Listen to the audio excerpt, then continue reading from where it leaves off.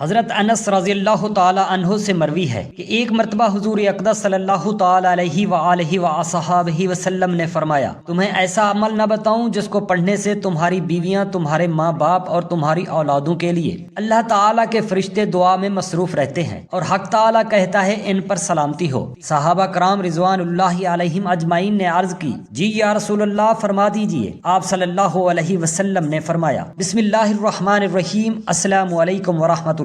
ایک مرتبہ حضرت صہیب رضی اللہ تعالی عنہ سے روایت ہے کہ اگلی امتوں میں ایک بادشاہ تھا جو خدائی کا دعویٰ کرتا تھا اور ایک جادوگر اس کے دربار کا بہت ہی مقرب تھا۔ ایک دن جادوگر نے بادشاہ سے کہا کہ میں اب بوڑھا ہو چکا ہوں، لہٰذا تم ایک لڑکے کو میرے پاس بھیج دو تاکہ میں اس کو اپنا جادو سکھا سکوں۔ چنانچہ بادشاہ نے ایک ہوشیار لڑکے کو جادوگر کے پاس بھیج دیا۔ لڑکا روزانہ جادوگر کے پاس آنے جانے لگا، لیکن راستہ میں ایک ایماندار راہب رہتا تھا۔ لڑکا ایک دن اس راہب کے پاس بیٹھا تو اس کی باتیں لڑکے کو بہت پسند آ گئیں۔ چنانچہ لڑکا جادوگر کے پاس آنے جانے میں روزانہ راہب کے پاس بیٹھنے لگا۔ ایک دن لڑکے نے دیکھا کہ ایک بڑا اور مہیب جانور کھڑا انسانوں کا راستہ روکے ہوئے ہے۔ لڑکے نے یہ منظر دیکھ کر اپنے دل میں کہا کہ آج یہ ظاہر ہو جائے گا کہ جادوگر افضل ہے یا راہب۔ چنانچہ لڑکے نے ایک پتھر اٹھا کر یہ دعا مانگی، یا اللہ تعالی اگر تیرے دربار میں یہ مذہب جادوگر سے زیادہ مقبول و محبوب ہو تو اس جانور کو اسی پتھر سے مقتول فرما دے۔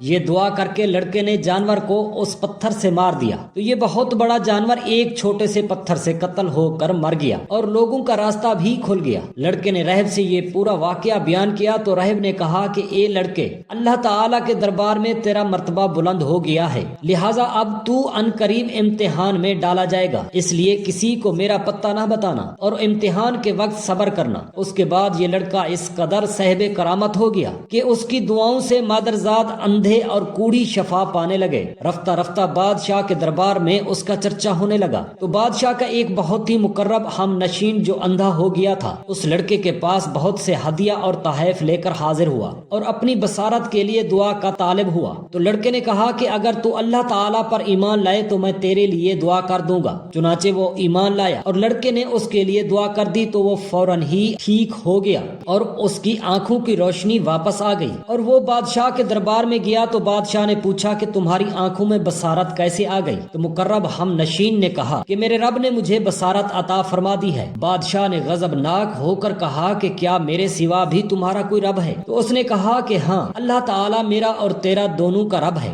بادشاہ نے اس کو طرح طرح کی سزائیں دے کر پوچھا کہ کس نے تجھے یہ بتایا ہے؟ تو اس نے لڑکے کا نام بتا دیا۔ پھر بادشاہ نے لڑکے کو قید کر کے اس کو اس قدر مارا پیٹا کہ اس نے راہب کا نام بھی بتا دیا۔ بادشاہ نے راہب کو گرفتار کر کے اس سے کہا کہ تم اپنے عقیدہ کو چھوڑ کر مجھے رب تسلیم کرو، مگر راہب نے صاف صاف کہہ دیا کہ میں اپنے اس عقیدہ پر آخری دم تک قائم رہوں گا۔ یہ سن کر بادشاہ آگ بگولا ہو گیا اور اس نے راہب کے سر پر آرا چلوا کر اس کے 2 ٹکڑے کر دیے۔ اس کے بعد بادشاہ نے اپنے مقرب ہم نشین کے سر پر بھی آرا چلوا دیا۔ پھر لڑکے کو سپاہیوں کے سپرد کیا اور حکم دیا کہ اس کو پہاڑی کی چوٹی پر چڑھا کر اوپر سے نیچے لڑکا دو۔ لڑکے نے پہاڑ پر چڑھ کر دعا مانگی تو ایک زلزلہ آیا اور بادشاہ کے سپاہی زلزلہ کے جھٹکوں سے ہلاک ہو گئے اور لڑکا سلامتی کے ساتھ پھر بادشاہ کے سامنے آ کھڑا ہو گیا۔ پھر بادشاہ نے غیظ و غضب میں بھر کر حکم دیا کہ اس لڑکے کو کشتی پر بٹھا کر سمندر میں لے جاؤ اور سمندر کی گہرائی میں لے جا کر اس کو سمندر میں پھینک دو۔ چنانچہ بادشاہ کے سپاہی اس کو کشتی میں بٹھا کر لے گئے۔ پھر جب لڑکے نے دعا مانگی تو کشتی غرق ہو گئی اور سب سپاہی ہلاک ہو گئے اور لڑکا صحت و سلامتی کے ساتھ بادشاہ کے سامنے آ کر کھڑا ہو گیا اور بادشاہ حیران رہ گیا۔ پھر لڑکے نے بادشاہ سے کہا کہ اگر تو مجھ کو شہید کرنا چاہتا ہے تو اس کی صرف ایک ہی صورت ہے کہ تو مجھ کو سولی پر لٹکا کر اور یہ پڑھ کر مجھے تیر مار، بسم اللہ رب الغلام۔ چنانچہ اسی ترکیب سے بادشاہ نے اس لڑکے کو تیر مار کر شہید کر دیا۔ یہ منظر دیکھ کر ہزاروں کے مجمع نے بلند آواز سے یہ اعلان کرنا شروع کر دیا کہ ہم اس لڑکے کے رب پر ایمان لائے۔ بادشاہ غصہ میں بکھلا گیا اور اس نے گڑھا کھدوا کر اس میں آگ جلوائی۔ جب آگ کے شعلے خوب بلند ہونے لگے تو اس نے ایمانداروں کو پکڑوا کر اس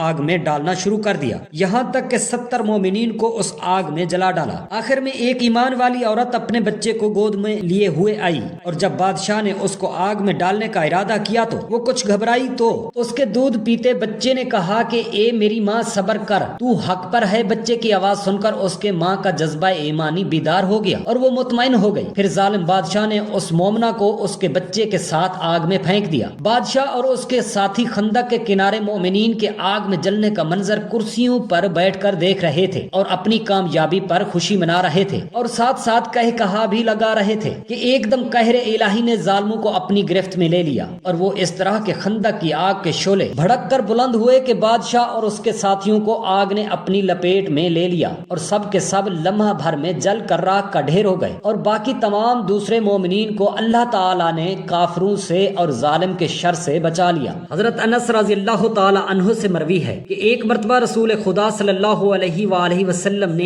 ایک قیدی عورت کو دیکھا جو اپنے شیر خوار بچے کو اپنے سینے کے ساتھ چمٹائے ہوئے دودھ پلا رہی تھی۔ آپ صلی اللہ علیہ وآلہ وصحابہ وسلم نے صحابہ سے فرمایا تمہارا کیا خیال ہے کہ یہ عورت خوشی سے اپنے بیٹے کو آگ میں ڈال دے گی؟ صحابہ کرام رضی اللہ تعالی عنہ نے عرض کی نہیں۔ فرمایا اللہ کی قسم اللہ تعالیٰ اپنے بندوں پر اس سے بھی زیادہ رحم فرمانے والا ہے۔ آپ صلی اللہ علیہ وآلہ وسلم نے فرمایا یہ دعا اللہ کی بارگاہ اقدس میں توبہ استغفار کر کے انسان جب پڑھ لیتا ہے ان کے لیے حق تعالیٰ کے فرشتے دعا کرنے میں مصروف ہو جاتے ہیں، اور اللہ تعالیٰ فرماتا ہے کہ ان پر سلامتی ہو، اور وہ مقدس دعا یہ ہے الذین یحملون العرش ومن حولہ یسبحون بحمد ربہم ویؤمنون بہ ویستغفرون للذین آمنوا، جو فرشتے عرش کو اٹھائے ہوئے ہیں اور جو فرشتے اللہ تعالیٰ کے ارد گرد جمع ہیں، اللہ تعالیٰ سے التجا کرتے ہیں اے ہمارے پروردگار تو اپنی رحمت سے ہر چیز کو گھیرے ہوئے ہے، انہیں بخش دے جنہوں نے توبہ کی اور تیرے راستہ کی پیروی کی، اور انہیں عذاب جہنم سے بچا لے، اے ہمارے رب انہیں سدا بہار باغوں میں داخل فرما جن کا تو نے ان کے ساتھ وعدہ فرمایا ہے، اور ان کے والدین ان کی بیویوں اور ان کی اولاد سے جو قابل بخشش ہیں، بے شک تو ہی غالب حکمت والا ہے، اور انہیں سزاؤں سے بچائے، اور فرشتوں کی دعا کے سبب تمہیں جہالت اور گمراہی کی تاریکیوں سے ہدایت و یقین کے نور کی طرف نکالتا ہے، اور اللہ تعالیٰ اہل ایمان پر دنیا و آخرت میں ہمیشہ رحم فرمانے والا ہے۔ دنیا میں اس کی رحمت یہ ہے کہ اس نے اہل ایمان کو حق کی راہ دکھائی